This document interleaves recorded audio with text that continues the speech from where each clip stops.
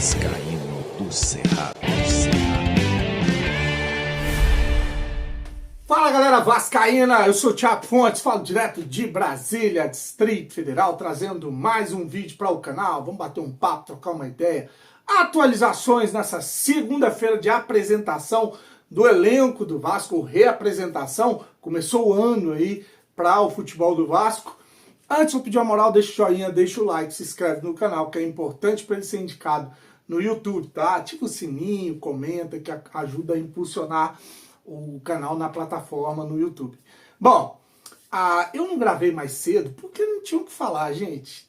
Tem hora que a gente vem até para encher linguiça, mas só tinha de fato a apresentação dos jogadores, um vídeo que o Vasco soltou da apresentação dos jogadores, a chegada dos jogadores no CT Moacir Barbosa. Inclusive foi um bafafá de manhã, a conversa que rolou nos grupos, que é a questão da forma física, né? A volta dos jogadores, e dois eles chamaram bastante atenção. Um, Payet, dizendo que está um pouco mais roliço, né?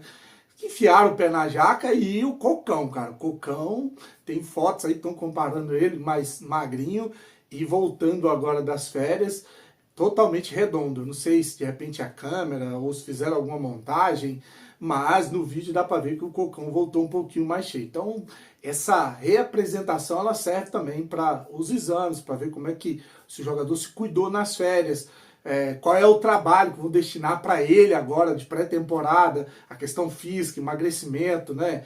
Perda de gordura, ganho de massa muscular, enfim, tudo isso aí começa a ser tratado a partir de hoje, ou começou a ser tratado a partir de hoje no CT Moacir Barbosa. Me chamou a atenção a volta de alguns jogadores, como a do Hugo Moura, né? A gente viu o Payet, estava muita gente falando aí sobre o Payet, se ficava, se ia. O Verratti, né, que estava em lua de mel, que o Gilmar Ferreira falou que talvez não voltaria, não retornaria. O Vasco voltou, como eu falei, com o contrato para ser cumprido, né? O Capasso voltou, está treinando também.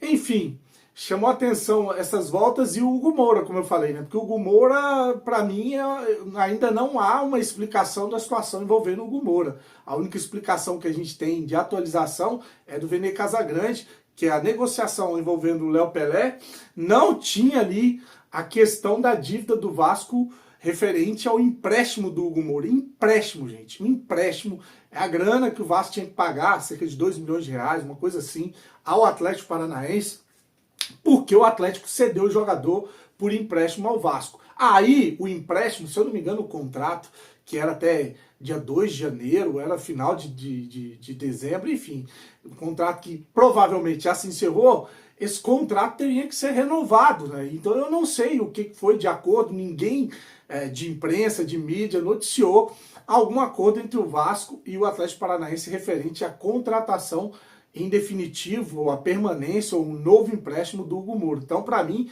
é um ponto de interrogação. Se eu tiver algum esclarecimento, eu trago aqui para vocês. Eu não tenho até agora. Mas só se aparecer aí que o contrato dele não terminava agora, termina no meio do ano, e eu não estou sabendo, tá? Mas por hora, me chamou bastante atenção, então, a volta do Hugo Moura aos treinos, jogador importante para o Vasco nessa reta final de Campeonato Brasileiro, que ajudou o Vasco a sair dessa situação de briga para não cair, e que vai ser importante durante o ano também. É o primeiro volante, a gente que não tem um volantão pitbull, o que tem é o Cocão e o Hugo Moura, né? Só os dois com essa característica. Esperava-se do Souza, mas o Souza já está com idade avançada. Aliás, estão dizendo aí que o Souza está treinando para ser zagueiro, e agora estão dizendo que o menino que voltou lá, o Riquelme, né, o lateral, que tinha sido emprestado ao Sport, ele está sendo testado flutuando mais à frente, tipo um ponta esquerda, um jogador mais insinuante, mais ofensivo do que um lateral. Eu falei, a questão física do Riquelme pesa muito, né? Um jogador que é muito franzino ainda, embora tenha ganho massa muscular, ainda é um jogador muito franzino. Então, estão falando isso, Souza treinando de zagueiro e o Riquelme treinando no ataque. Essas gambiarras não costumam funcionar, não costumam prestar. Contrata jogador da posição. E falar em contratação, nesse tema que a gente vai falar aqui agora, porque parece uma piada, uma informação divulgada pelo jornalista Lucas Pedrosa. O Vasco vai investir 15 milhões em reforma do CT Moacir Barbosa, beleza? Comprar equipamento novo, de última geração, Tem que fazer isso mesmo, porque se você quer trazer grandes jogadores, você tem que ter uma estrutura melhor. Mas, porém, contudo, todavia, na mesma informação do Lucas Pedrosa, ele disse que o Vasco pretende gastar e investir 25 milhões de reais em contratação agora, nessa primeira janela da temporada. Isso é uma piada, né? Isso é uma piada. Não tem condição, não tem estrutura. Para que senta na cadeira? Por que abraça, né, uma responsabilidade que não dá conta? Porque 25 milhões de reais vai contratar quem? A gente precisa de um atacante, a gente precisa de 2 zagueiros titulares. Vai contratar quem? Você tem uma ideia a título de comparação? O Fluminense. Ah, mas o Fluminense vai disputar o Mundial, é diferente.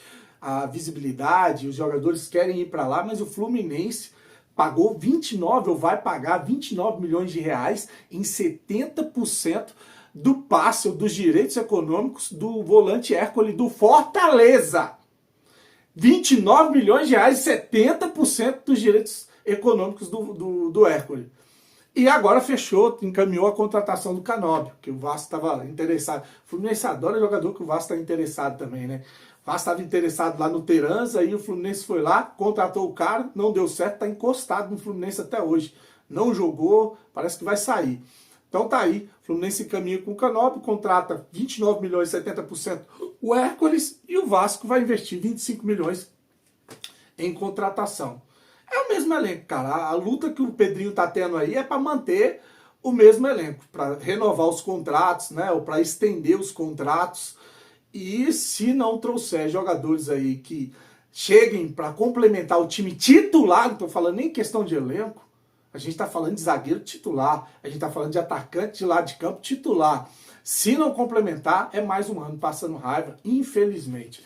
Bom, vou deixar aí o Paulinho, que participou de uma entrevista coletiva hoje também, depois do treino, pela manhã, e aí ele vai falar da situação de jogar, poder jogar ao lado do Coutinho, que para ele é uma ficha que ainda não caiu, é uma honra, né? Vai fazer de tudo ali para ajudar o Coutinho com assistência, com gols, e sobre o carinho da torcida com ele quando ele estava aí lesionado, né? Esse ano vou dar o meu melhor para retribuir a força que me deram aí, que a torcida me deu. Então tá aí o Paulinho, que é uma das grandes esperanças do torcedor vascaíno, um cara que tem identificação, bom jogador, se entrega dentro de campo e é vascaíno, né? Então, ele e a família. Então, o vascaíno espera muito do Paulinho nessa temporada, tomara que dessa vez, com fé em Deus, sem lesão. Sem lesão. Inclusive, foi perguntado na coletiva sobre jogar ali do lado do Jair, né? Que tem agora o Coutinho, o Payet, o Hugo Moura, a concorrência. Ele fala que quem ganha com isso é o Vasco. Cara, é melhor ter no meio de campo, isso é assim, em todas as posições, né?